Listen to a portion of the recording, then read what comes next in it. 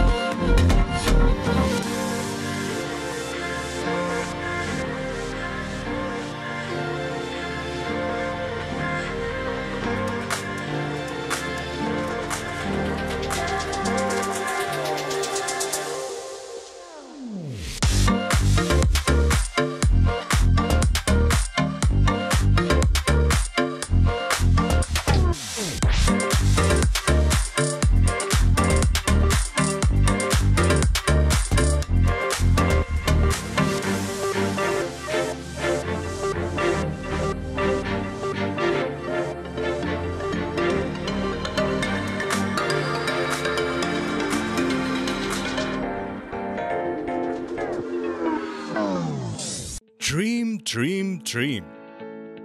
Dream transformed into thoughts, and thoughts results in action. We, Earth Kota Career Academy, will help you to achieve your dreams with our best and brightest minds. With smart learning techniques, improving your mental ability and smart problem-solving skills, achieve your dreams with academic and competitive exams like NDA, IIT, JEE, NEET, CET, Junior Scientist, NTSC, KVPY, Olympiad, RMS, RIMC, Sainik School, and classes from 6th to 12th standard, state, CBSE, ICSE.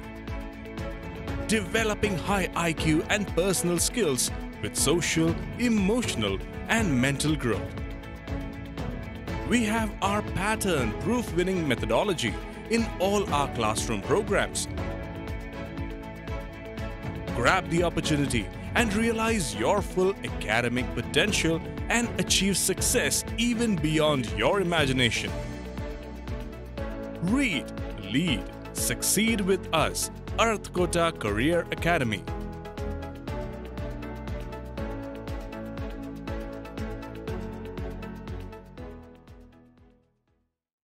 आणि आता पाहूयात सविस्तर बातम्या।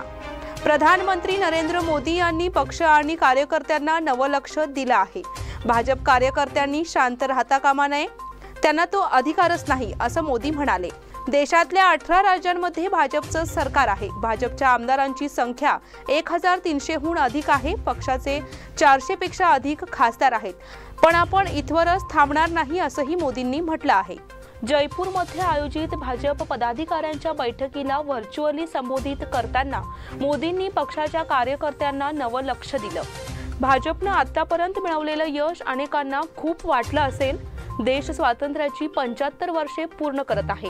या कालावधीत देश मोठ्या स्वप्नांवर काम करत आहे। भाजपचा कार्यकर्ता देखील थांबणार नाही, तो नव्या लक्ष्यांवर काम करेल। भाजप कार्यकर्त्यांना निवांत निश्चित बसण्याचा हक्क नाही असं मोदी म्हणाले। आपल्या 40 मिनिटाच्या संबोधनात त्यांनी एनडीए सरकारचं काम, पक्ष आणि देशाची सद्यस्थिती यावर भाष्य केलं। भाजपचं वैभव पुढील 25 वर्षे टिकवण्याचा संकल्प कार्यकर्त्यांनी करायला हवा।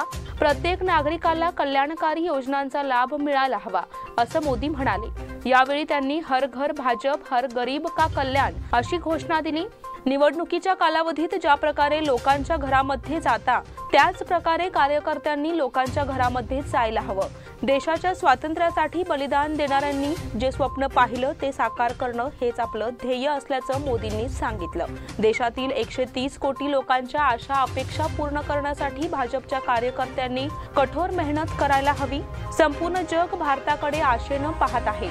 लोकांच्या अपेक्षांमुळे आपल्यावर असलेली जबाबदारी वाढली आहे. देशानं पुढील 25 वर्षांसाठी आपलं लक्ष्य निश्चित केलं आहे. भाजपनं देखील आपलं ध्येय निश्चित करायला हवं. आपल्या लोकांच्या आशा पूर्ण करायला हव्यात. देशासमोरच्या समस्या लोकांसोबत सोडवायला हव्यात असं मोदी म्हणाले. राष्ट्रीय शेअर बाजारातील घोटाळा प्रकरणी सीबीआयचे धाड सत्र. NSE म्हणजेच राष्ट्रीय शेअर बाजार संस्थेमधील कोलोकेशन घोटाळ्या प्रकरणी सीबीआयने शनिवारी देशभरातील विविध शहरात 10 पेक्षा अधिक ठिकाणी छापे टाकले.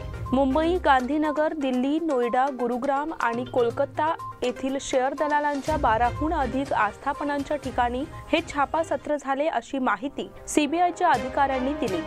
शनिवारी संध्याकाळी उशिरापर्यंत ही कारवाई सुरू होती. सीबीआयने या घोटाळ्या प्रकरणी यापूर्वीच NSEच्या माजी CEO आणि व्यवस्थापकीय संचालिका चित्रा रामकृष्णन आणि समूह संचालन अधिकारी आनंद सुब्रमण्यम यांच्या विरोधात आरोपपत्र दाखल केले आहे. चित्रा यांच्याकडून राष्ट्रीय शेअर बाजारांच्या व्यवहारांचे संचालन होत असताना 2010 ते 2015 या कालावधीत OPG सिक्युरिटीजला तब्बल 670 कार्यालयीन दिवस NSEच्या दुय्यम सर्व्हर्सची फ्युचर व ऑप्शन या विभागात अवैधपणे जोडणी देण्यात आली होती असे आतापर्यंतच्या तपासणीमध्ये स्पष्ट झाले आहे. या प्रकरणी OPG सिक्युरिटीजला देखील आरोपी करण्यात आले आहे. चित्रा रामकृष्णन व सुब्रमण्यम यांच्या कार्यकाळात अन्य काही दलालांना देखील या प्रकारे सर्व्हरची जोडणी देण्यात आली होती व त्यामुळे त्यांना विशेष आर्थिक लाभ झाला असाही आरोप असून सीबीआय या दिशेने तपास करीत आहे. NSEच्या CEO पदी चित्रा यांची 2013 मध्ये नियुक्ती झाली व त्यानंतर त्यांनी सुब्रमण्यम यांना समूह संचालन अधिकारी यापदी बढती दिली. सुब्रमण्यम यांना वार्षिक 4.21 कोटी रुपयांचे घसघशीत वेतनही देण्यात आले अशी माहिती सीबीआयच्या अधिकाऱ्यांनी दिली. म्हापसा येथे झालेल्या अपघातात बेळगावचे 3 जण ठार. म्हापसा गोवा येथे झालेल्या अपघातात बेळगावच्या 3 युवकांचा दुर्दैवी मृत्यू झाल्याची घटना रविवारी पहाटे घडली आहे. भरधाव वेगाने जाणाऱ्या कारने रस्त्याशेजारील झाडाला जोराची धडक दिल्याने झालेल्या अपघातात बेळगावच्या 3 युवकांचा दुर्दैवी अंत झाला. रविवारी पहाटे 3 वाजता म्हापशाजवळील कुचेली येथे हा अपघात झाला आहे. या अपघातात 1 जण गंभीर जखमी झाला आहे. नयन अनगोळकर वय 28, रोहन गडाद वय 26 आणि सनी अनवेकर वय 31 अशी या अपघातात ठार झालेल्या युवकांची नावे आहेत. तर विशाल कारेकर वय 27 हा युवक गंभीर जखमी झाला असून त्याच्यावर गोवा इस्पितळात उपचार सुरू आहेत. हे सगळे मित्र असून गोव्याला गेले होते त्यावेळी हा अपघात झाला आहे. जिल्हा प्रशासनासमोर आता संभाव्य पुराची धास्ती. यंदाच्या वर्षी मान्सूनपूर्व पावसाच्या जोरदार वाऱ्यामुळे प्रशासनासमोरील धास्ती वाढली आहे. तसेच पावसाळ्यात पूर परिस्थिती उद्भवण्याचा धोका लक्षात घेऊन संभाव्य परिस्थितीला सामोरे जाण्यासाठी पूर्वतयारीला प्रारंभ करण्यात आला आहे. कर्नाटकात सर्वत्र जोरदार पावसाचा मारा सुरू आहे. या पार्श्वभूमीवर मुख्यमंत्र्यांनी आता सतर्कतेची पावले उचलण्यासाठी जिल्हाधिकाऱ्यांना सूचना केल्या आहेत. नजीकच्या काळात पावसामुळे शेजारील महाराष्ट्रातील जलाशयातून पाणी सोडण्याची शक्यता आहे. त्यामुळे या राज्यातील संबंधित विभागीय अधिकाऱ्यांशी नियमित संपर्क ठेवणे आवश्यक आहे. याबाबत बेळगाव जिल्ह्याच्या अधिकाऱ्यांना पर्जन्यमान जलसाठा आणि इतर बाबींच्या माहितीची सतत देवाणघेवाण करण्याच्या सूचना मुख्यमंत्री बसवराज बोम्मई यांनी दिल्या आहेत. संभाव्य पूर व्यवस्थापनाच्या पूर्वतयारी संदर्भात शनिवारी आयोजित करण्यात आलेल्या व्हिडिओ कॉन्फरन्सद्वारे मुख्यमंत्र्यांनी आपल्या सूचना दिल्या. यावेळी पुढे बोलताना मुख्यमंत्री बसवराज बोम्मई म्हणाले, यावर्षी 1 आठवडा आधीच मान्सूनचा पाऊस सुरू झाला आहे. त्यामुळे शेजारील महाराष्ट्र राज्याच्या अधिकाऱ्यांशी सतत संपर्कात राहणे आवश्यक आहे. महाराष्ट्रातील पर्जन्यमान आणि जलाशय पातळीच्या डेटाची दररोज देवाणघेवाण व्हायला हवी. बेळगाव जिल्ह्याला माहितीशिवाय पाणी सोडू नका असे निर्देश शेजारील राज्यांच्या अधिकाऱ्यांना दिले आहेत. शेजारील महाराष्ट्रातील पाटबंधारे विभागाशी सतत देखरेख आणि समन्वय साधण्यासाठी विरोधातही कार्यवाही करणे आवश्यक आहे असे यावेळी सांगण्यात आले. शालेय विद्यार्थ्यांचे कोरोना प्रतिबंधक लसीकरण पूर्णत्वाकडे.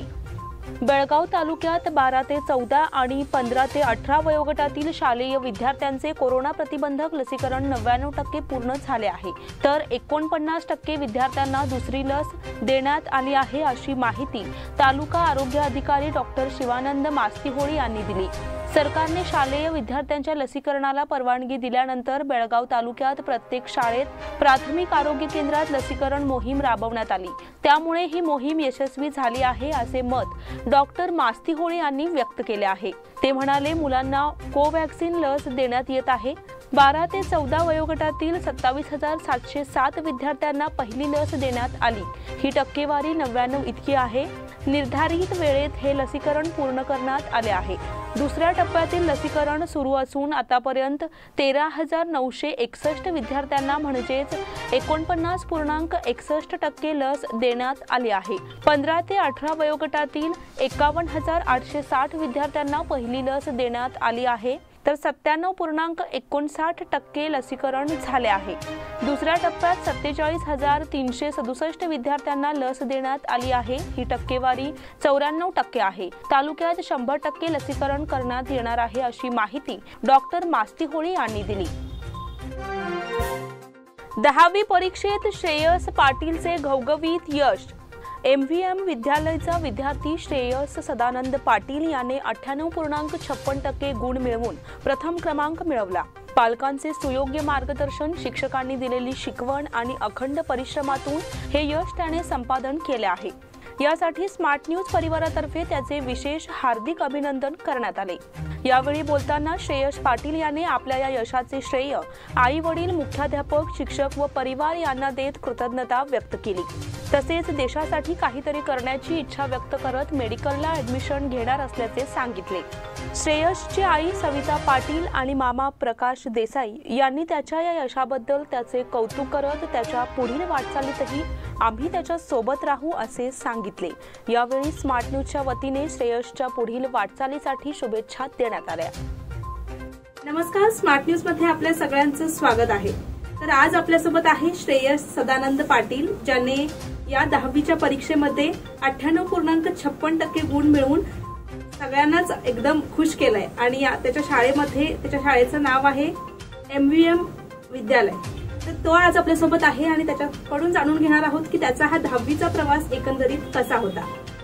तर मला सांग, एवढे सगळे गुण मिळवल्यानंतर आता तुला कसं वाटतंय? खुशी होते. जी मेहनत आम्ही केलो किंवा जे परिवाराचे एफर्ट्स असतात ते आता मार्गी लागले आहे.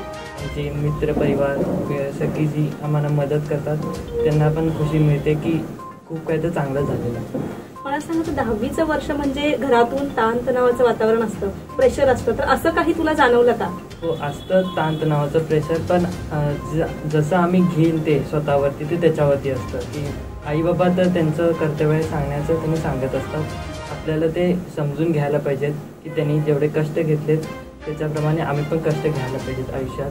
जे आपली बाकीची पण जी प्रिय व्यक्ती असतात किंवा फ्रेंड्स सगळे किंवा आपले परिवारातले सगळे सदस्य सगळे खूप सांगत असतात आणि त्यांनी स्वतःच्या अनुभवावरनं आपल्याला सांगत असतात. म्हणून आपल्याला ते समजून घ्यायला पाहिजे आणि आपल्या आयुष्यात आम्ही ते यूज करून घ्यायला पाहिजेत. आणि मग जर आम्ही ते यूज करून घेतलं तर आमचं लाईफ खूप छान होईल. मग मला सांग, आता तुझं हे जे यश आहे त्याचं श्रेय तू कोणाला देशील? पहिला तर आई बाबांना, त्याच्यानंतर मित्रांना, माझ्या आत्या मामांना आणि सगळ्या परिवारांना, माझ्या टीचर्सना, म्हणजे माझे मुख्याध्यापिका miss Kavita Paramanik ma'am, class teachers Tejaswini Bansi ma'am आणि सगळे टीचर्स. खूप टीचरांची इच्छा होती, माझ्या हिंदी टीचरांची इच्छा होती की मी 10वीत हिंदीमध्ये 100पैकी 100 गुण मिळवावेत आणि ते मी मिळवले आहेत. त्यांचं यावर्षी आमच्या शाळेत लास्ट वर्ष होतं आणि त्यांची अशी इच्छा होती आणि ती मी इच्छा पूर्ण केलेली आहे. आता आपल्यासोबत आहेत श्रेयसच्या आई आणि मामा. श्रेयसची आई सविता पाटील आणि मामा प्रकाश देसाई. त्यांच्याकडून जाणून घेणार आहोत की त्यांच्या या मुलाच्या यशानंतर त्यांना आता कसं वाटतंय. आम्ही म्हणजे खूप खुश आहोत. म्हणजे त्याने आमच्या अपेक्षापेक्षा पण जास्त मार्क्स घेतले, त्यामुळे खूप खुश आहे. मला सांगा, आता त्यांनी इतके चांगले मार्क घेतलेले आहेत, तर याविषयी त्याच्या अभ्यासाची तयारी तुम्ही 10वीत कशी करून घेतली, किंवा घरी काही त्याच्यावर दडपण होतं का, किंवा तुम्हाला असं त्याला जास्त काही सांगावं लागलं का? नाही, काही जास्त सांगावं लागलं नाही. तो स्वतःच सकाळी 4ला उठत होता. रात्री जोपर्यंत झोप येत नाही तोपर्यंत अभ्यास करून त्याने स्वतः सेल्फ स्टडी केलाय. म्हणजे जास्त त्याला काही सांगावं लागलं. तर श्रेयसच्या या यशाबद्दल तुम्ही काय सांगाल? खूप छान, त्यानं खूप चांगली प्रगती केलेली आहे आणि स्वतः अभ्यास करून कोणाचं जास्त फोर्स न करता स्वतःहून त्याने सगळं पूर्ण तयारी केली आहे आणि त्याच्या या यशामुळे सर्वांना खूपच आनंद झाला. त्याच्या आजोबा आजींना, माझ्या आईवडिलांना त्यांना खूप आनंद झाला आहे. कारण की आजपर्यंत आमच्या याच्यामध्ये जेवढे मुलं SSLC वगैरे पास झाले त्या सगळ्यांचा रेकॉर्ड त्यानं ब्रेक केलेला आहे. ही खरोखरच अभिमानाची गोष्ट आहे आणि श्रेयस हा खूप कष्टाळू आणि मेहनती मुलगा आहे आणि तो आयुष्यात निश्चितच काहीतरी चांगलं करून दाखवेल आणि तो दाखवणार आहे, अशा आमच्या तर शुभेच्छा आहेत. केंद्र सरकारकडून पेट्रोल आणि डिझेल दरात कपात. भडकलेल्या इंधन दरामुळे महागाईचा चढता आलेख रोखण्यासाठी केंद्र सरकारने शनिवारी पेट्रोल आणि डिझेलवरील केंद्रीय उत्पादन शुल्कात मोठी कपात केली. पेट्रोलवरील उत्पादन शुल्क लिटर मागे 8 रुपयांनी तर डिझेलवरील उत्पादन शुल्क 6 रुपयांनी कमी करण्यात आले. त्यामुळे इंधन स्वस्त होईल. इंधनावरील केंद्रीय उत्पादन शुल्कात कपात करण्याचा निर्णय अर्थमंत्री निर्मला सीतारामन यांनी जाहीर केला. त्यामुळे पेट्रोल 9.5 रुपयांनी तर डिझेल 7 रुपयांनी स्वस्त होईल. आम्ही पेट्रोलवरील उत्पादन शुल्क 8 रुपयांनी तर डिझेलवरील उत्पादन शुल्क 6 रुपयांनी कमी करीत आहोत. त्यामुळे पेट्रोलचे प्रति लिटर दर 9.5 रुपयांनी आणि डिझेलचे प्रति लिटर दर 7 रुपयांनी घटतील, असे अर्थमंत्री सीतारामन यांनी सांगितले. या निर्णयामुळे सरकारला वर्षाकाठी सुमारे 1 लाख कोटी रुपयांच्या महसुलावर पाणी सोडावे लागणार असल्याचेही सीतारामन यांनी स्पष्ट केले. पुतळ्यावरील दगडफेकीनंतर भेंडीगेरी येथे तणाव. बेळगाव तालुक्यातील भेंडीगेरी गावात तणावाचे वातावरण निर्माण झाले आहे. काहींनी संगोळी रायण्णांच्या पुतळ्यावर दगडफेक केल्याचा आरोप करण्यात आल्याने शनिवारी ही परिस्थिती निर्माण झाली. घटनेच्या पार्श्वभूमीवर हिरेबागेवाडी पोलिसांनी तातडीने घटनास्थळी धाव घेऊन परिस्थिती नियंत्रणात आणली. तसेच कडक पोलीस बंदोबस्त तैनात करण्यात आला आहे. गावातील संगोळी रायण्णा यांच्या पुतळ्यावर दगडफेक झाली. त्यामुळे गावात तणावाचे वातावरण निर्माण झाले. त्या ठिकाणी मोठ्या संख्येने जमाव जमा झाल्याने लागलीच हिरेबागेवाडीचे पोलीस निरीक्षक विजयकुमार सिन्नूर व त्यांच्या सहकाऱ्यांनी धाव घेत परिस्थिती नियंत्रणात आणली. घटनेच्या पार्श्वभूमीवर गावात पोलीस बंदोबस्त ठेवण्यात आला आहे. सध्या परिस्थिती नियंत्रणाखाली आहे. हिंडलगा हुतात्मा स्मारक परिसराचा होणार कायापालट. 1986च्या कन्नड सक्तीविरोधी आंदोलनात आणि सीमा चळवळीतील आंदोलनात पोलिसांच्या गोळीबारात हौतात्म्य प्राप्त झालेल्या हुतात्म्यांच्या स्मारकाचा परिसर स्वच्छ करून तेथे स्मारक भवन बांधण्याच्या दृष्टीने महाराष्ट्र एकीकरण समितीच्या वतीने आज कामकाजास सुरुवात करण्यात आली. महाराष्ट्र एकीकरण समितीच्या या स्मारकासाठी समितीच्या वतीने खरेदी करण्यात आलेल्या 11 गुंठे जागेत भव्य हुतात्मा भवन बांधण्याचा संकल्प केला आहे. त्या दृष्टीने आज या जागेत वाढलेली झाडे झुडपे जेसीबीच्या सहाय्याने नष्ट करून संपूर्ण जागेचे सपाटीकरण करण्यात आले. यावेळी महाराष्ट्र एकीकरण समितीचे कार्याध्यक्ष मनोहर किणेकर, मध्यवर्तीचे सरचिटणीस मालोजी अष्टेकर, तालुका समितीचे सरचिटणीस MG पाटील, युवा आघाडीचे अध्यक्ष संतोष मंडलिक, युवा नेते अभियंता RM Chougale, Madan Bamne, Sanjay Patil, NK कालकुंद्री, Anil Hegde, Ashok Chougale, BD मोहनगेकर, सागर कटगेन्नवर, SR पाटील, SR कालकुंद्री व इतर उपस्थित होते. राखीवता प्रमाण वाढवण्यासाठी विविध संघटनांचे आंदोलन. राज्यातील अनुसूचित जाती आणि जमातीसाठी असणारे आरक्षणाचे प्रमाण सध्या अवघे 3% इतके आहे. त्यामुळे मागास असणारा हा जनसमुदाय सुविधांपासून वंचित राहिला आहे. या आरक्षणाचे प्रमाण वाढवावे या मागणीसाठी राज्यभर महामार्गावर आंदोलन छेडण्यात आले. या संदर्भात बेंगलोर येथे मागील अनेक दिवसांपासून आंदोलन सुरू आहे. मात्र याची दखल घेण्यात आलेली नाही. त्यामुळे आता अधिक तीव्र आंदोलन छेडण्यात येणार आहे. याचाच एक भाग म्हणून राष्ट्रीय महामार्गावर आंदोलन छेडण्यात आले. तसेच जिल्हाधिकारी यांच्या नावे निवेदन सादर करून आपल्या मागण्या मांडण्यात आल्या. वाल्मिकी समाज यासह अनुसूचित जाती जमातीच्या संघटनांच्या सदस्यांनी हे निवेदन सादर केले. तसेच या आंदोलनाची गंभीर दखल घेण्यात यावी अशी मागणी केली. आता वेळ झाली आहे छोट्याशा विश्रांतीची. तुम्ही पाहत रहा स्मार्ट न्यूज.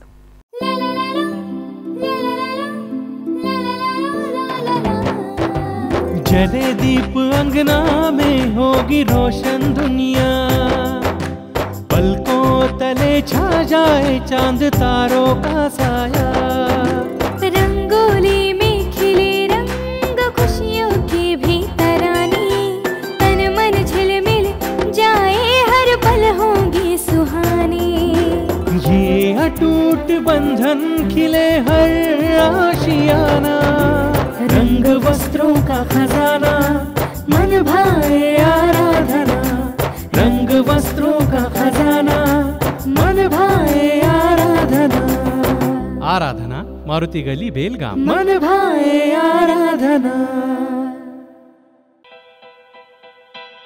बेलगाम वासियों के पसंद में उतरा उड़ान बार एंड रेस्टोरेंट। सोशल डिस्टेंसिंग का ख्याल रखते हुए हमारा स्टाफ देता है बेहतरीन सर्विस का विश्वास। यहां है पार्टी और फंक्शन के लिए 3 आलीशान हॉल, कारपोरेट डिनर मीटिंग के लिए 3 अलग कक्ष, IPL मैच देखने के लिए 3 बड़े स्क्रीन की विशेष सुविधा। इसके साथ ही साफ सुथरा किचन जहां हमारा वेल क्वालिफाइड स्टाफ देता है क्वालिटी और हाइजीनिक फूड की गारंटी। तो फिर खाने की हो बात तो आना परिवार के साथ। उड़ान बार एंड रेस्टोरेंट, लिंगराज कॉलेज के पास, बेलगावी। फोन 0831 2435 777। विश्रांतीनंतर पुन्हा एकदा आपलं स्वागत। बाजारपेठेत टोमॅटोचा भाव वधारला। 2 आठवड्यापासून सातत्याने टोमॅटोच्या दरात वाढ होत चालली आहे। आठवड्याच्या बाजार दिवशी टोमॅटोचा दर किलोला 100च्या घरात पोहोचला। होलसेल बाजारपेठेत टोमॅटोची आवक कमी झाल्याने ही दरवाढ झाल्याची माहिती विक्रेत्यांनी दिली। पालेभाज्यांचे दर वाढत चालले आहेत। फळभाज्यांचे दर 40 ते 60 रुपयांच्या घरात आहेत। मात्र बाजारात कोथिंबीर व टोमॅटोचा दर वधारला आहे। गेल्या आठवड्यात टोमॅटोचा दर 60 ते 80 रुपये किलो होता, तो आता 100 रुपयांवर पोहोचला आहे। विधान परिषद निवडणुकीसाठी दोघे नोडल अधिकारी नियुक्त। विधान परिषदेच्या वायव्य पदवीधर आणि वायव्य शिक्षक मतदारसंघासाठी दोघांची जिल्हास्तरीय नोडल अधिकारी म्हणून शनिवारी जिल्हाधिकारी नितेश पाटील यांनी नियुक्ती केली।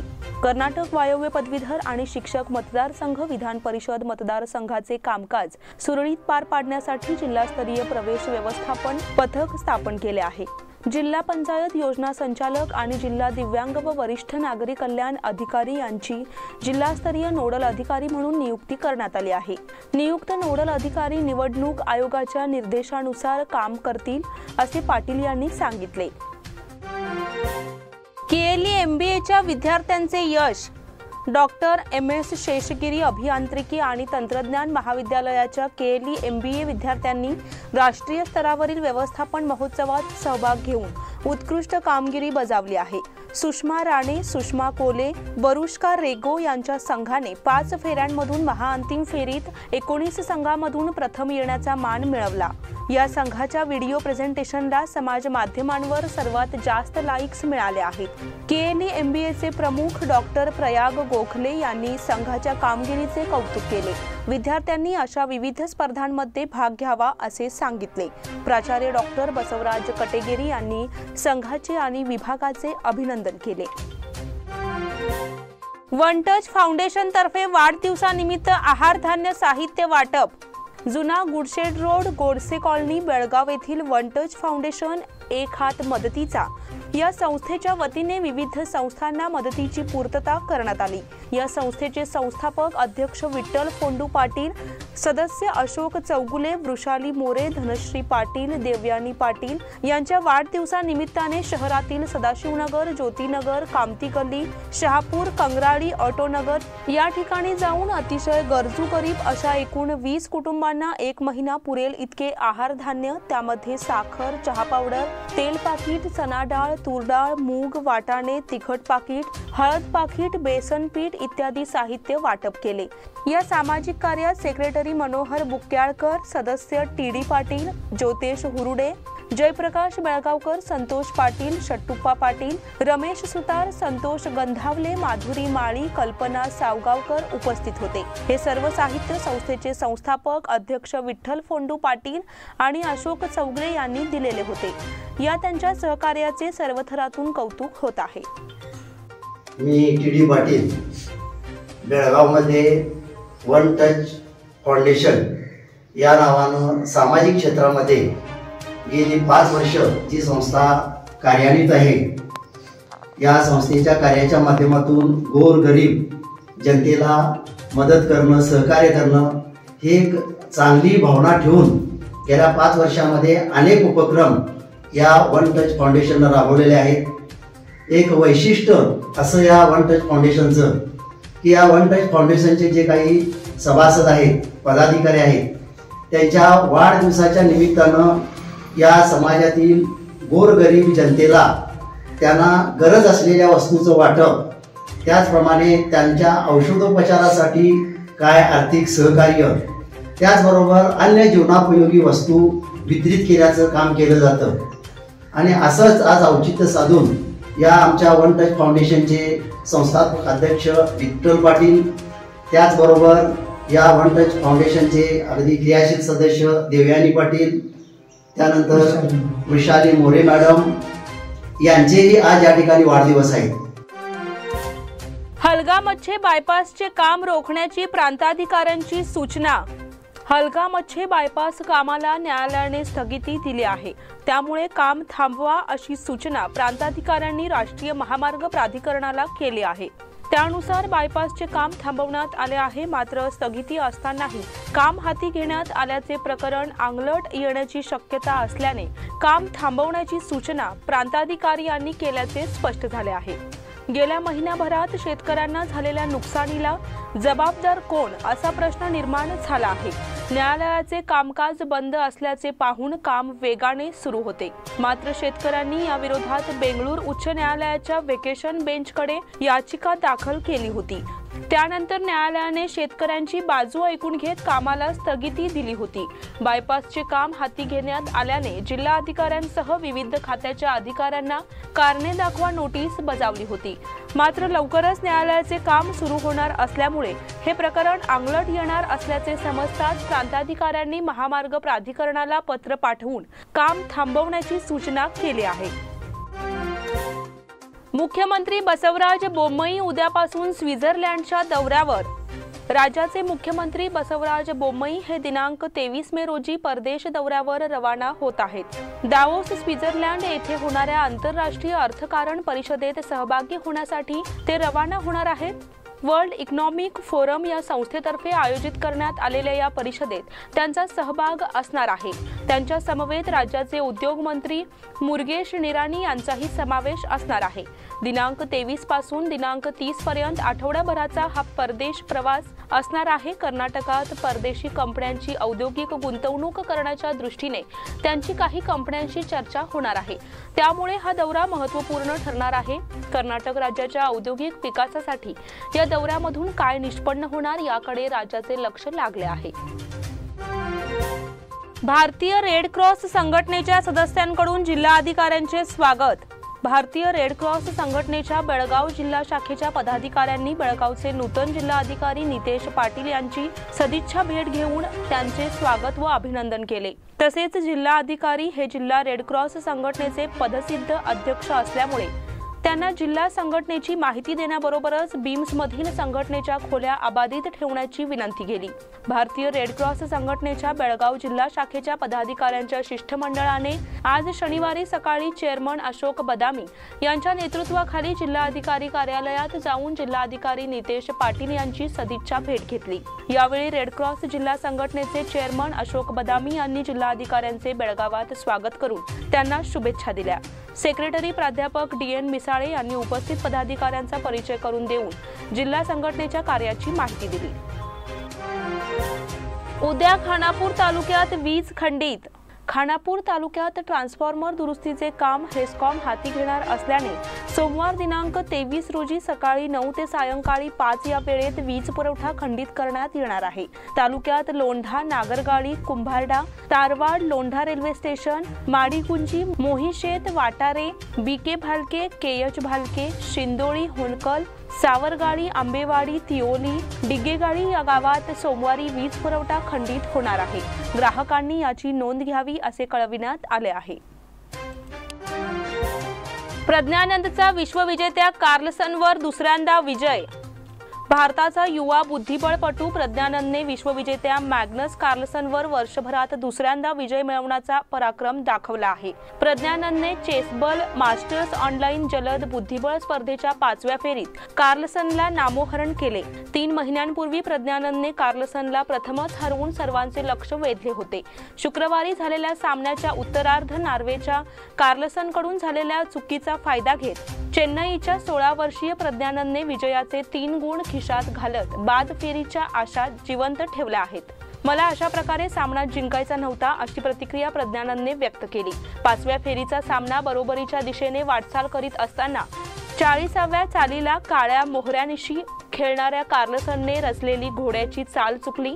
त्यामुळे पुढच्याच चालीला प्रज्ञानंदला हा सामना जिंकता आला. मग 6व्या फेरीत प्रज्ञानंदने भारताच्याच पेंटाला हरिकृष्णशी बरोबरी साधली.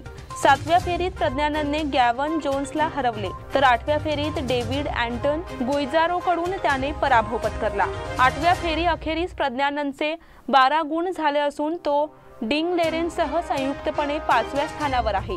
चीनचा वेई याने एकट्याने आघाडी घेतली असून कार्लसन दुसऱ्या स्थानावर आहे. फेब्रुवारीत झालेल्या एरिथ मास्टर्स ऑनलाईन जलद बुद्धिबळ स्पर्धेच्या 8व्या फेरीत प्रज्ञानंदने कार्लसनला हरवून बुद्धिबळ जगताला धक्का दिला आहे. कार्लसनला हरवणारा प्रज्ञानंद हा भारताचा 3रा बुद्धिबळपटू ठरला आहे. तनिष्का कोरीशेट्टीला अजिंक्यपद, वेदप्रिया उपविजेती. बेंगळूर येथे शटल मस्ट्रो किड्स राज्यस्तरीय अग्रमानांकित शटल बॅडमिंटन स्पर्धेत बेळगावच्या तनिष्का कोरीशेट्टी हिने 13 वर्षाखालील मुलींच्या गटात अग्रमानांकित वेदप्रिया करसगी हिचा पराभव करून विजेतेपद मिळवले तर 15 वर्षाखालील गटात उपविजेत्या पदावर समाधान मानावे लागले. 13 वर्षाखालील गटात उपांत्यपूर्व फेरीत तनिष्का कोरीशेट्टीने मनविता रेड्डीचा 15-2 15-6 अशा फरकाने पराभव करून उपांत्य फेरीत प्रवेश केला. उपांत्य फेरीत 4थ्या मानांकित वेदश्रीचा 15-11 15-14 अशा फरकाने पराभव करून अंतिम फेरीत धडक मारली. अंतिम सामन्यात द्वितीय मानांकित वेदप्रिया करसगीचा 21-11 अशा सेटमध्ये पराभव करून या गटाचे विजेतेपद पटकावले. बेळगावात आंतरराज्य स्नूकर स्पर्धा 27 पासून. टिळकवाडी 2 रेल्वे गेट येथील बेळगाव अकादमीच्या स्नूकर सभागृहात अस्मिता एंटरप्राइजेसचे संचालक राजेश लोहार पुरस्कृत आंतरराज्य निमंत्रितांच्या स्नूकर स्पर्धेचे आयोजन शुक्रवार दिनांक 27 मे पासून करण्यात आले आहे. या स्पर्धेत हुबळी, कोल्हापूर, सातारा, मिरज, सांगली, बेंगळूर, दावणगिरी, बळ्ळारी, धारवाड, हॉस्पेट, बेळगाव येथील खेळाडूंनी आपला सहभाग निश्चित केला आहे. या स्पर्धेतील विजेत्या खेळाडूला रोख 15,000 व चषक, उपविजेत्या खेळाडूला रोख 7,000 रुपये व चषक, उपांत्य फेरीत पराभूत झालेल्या खेळाडूंना रोख 1,500 रुपये व चषक तसेच हायेस्ट ब्रेक व सर्वोत्तम खेळाडूला रोख रक्कम व चषक देऊन गौरविण्यात येणार आहे. या स्पर्धेतील विजेत्या खेळाडूंना देण्यात येणाऱ्या चषकाचा अनावरण सोहळा नुकताच पार पडला. प्रमुख पाहुणे पुरस्कर्ते अस्मिता एंटरप्राइजेसचे संचालक राजेश लोहार, वसंत सोनोवलकर, जयश्री काशीद, हासिब मुल्ला, प्रितेश कलघटगी, मृत्युंजय तेरदाळ, इलियास दाडीवाले, अतुल कदम, सुनील पवार, अतित बेलेकर, आजिम खान बंगेरी, इजाज मुतवडी, सुबेर खान पठाण, वासिम बुखारी, इम्रान अंकलगी आदींच्या हस्ते चषक अनावरण सोहळा पार पडला. क्रिकेटपटू विनायक तरे यांचे मैदानातच खेळताना निधन. माहीममधील एक मनमोकळे व्यक्तिमत्व आणि स्थानिक क्रिकेटपटू विनायक प्रभाकर तरे यांचे माहीम येथे क्रिकेट खेळत असतानाच शुक्रवारी मैदानात हृदयविकाराच्या झटक्याने निधन झाले. ते 52 वर्षाचे होते. अनेक स्थानिक क्रिकेट स्पर्धा गाजवणाऱ्या आणि टेनिस क्रिकेट स्पर्धांच्या आयोजनात हिरहिरीने सहभाग घेणाऱ्या तरे यांच्या अवकाळी एक्झिटने माहीम मच्छीमार वसाहतीत शोककळा पसरली आहे. स्थानिक क्रिकेट स्पर्धात तुफानी फलंदाजी करणारे विनायक तरे हे आपल्या मनमिळावू स्वभावामुळे आणि क्रिकेट प्रेमामुळे क्रीडा क्षेत्रात लोकप्रिय होते. क्रिकेटवर जीवापाड प्रेम करणाऱ्या तरे यांनी अखेर क्रिकेटच्या मैदानातच अखेरचा श्वास घेतला. तरे यांच्या आकस्मिक निधनाने माहीम आणि आसपासच्या विभागातील क्रिकेट प्रेमींनी तीव्र दुःख व्यक्त केले आहे. मुंबईचे माजी महापौर आणि माजी नगरसेवक मिलिंद वैद यांनी तरे यांच्या निधनाबद्दल सहवेदना व्यक्त केल्या आहेत. याचबरोबर स्मार्ट न्यूजचे आजचे बुलेटिन इथेच संपले. धन्यवाद.